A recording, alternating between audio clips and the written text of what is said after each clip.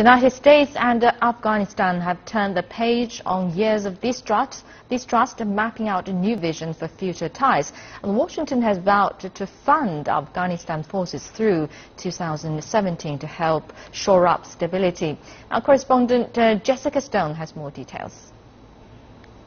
Whether the U.S. will delay its troop drawdown in Afghanistan was repeatedly asked Monday at Camp David, but there were no hard answers given to the media. What we did hear was a tease that tomorrow, Tuesday, will be when we hear from U.S. President Barack Obama on whether he will keep U.S. troops in Afghanistan past the end of next year, 2016, or whether he'll simply slow down the pace of the promised drawdown. Afghan President Ashraf Ghani, for his part, beginning his morning on Monday at the Pentagon with U.S. Defense Chief Ash Carter, where he was careful to repeatedly thank U.S. troops for their sacrifice during the more than a decade they've been stationed in Afghanistan. More than 2,000 of them died and more than 20,000 were injured.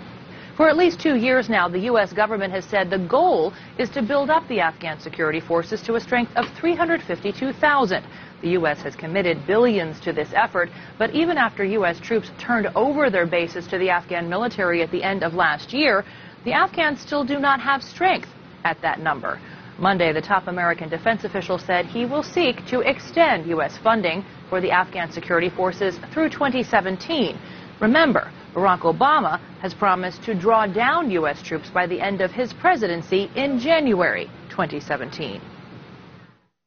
Now, a force of this size will come at significant cost for Afghanistan and for its international partners. So we will work closely with them to ensure that we are charting a path towards a sustainable and affordable force for the long term. Our security forces are going to greet this with enormous welcome, because it gives them the assurance that the Resolute Support mission is continuing and that we are able to focus on our key priorities.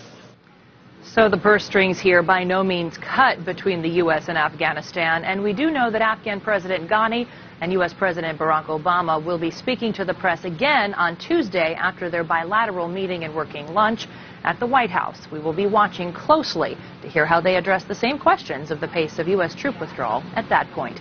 Jessica Stone, CCTV, Washington.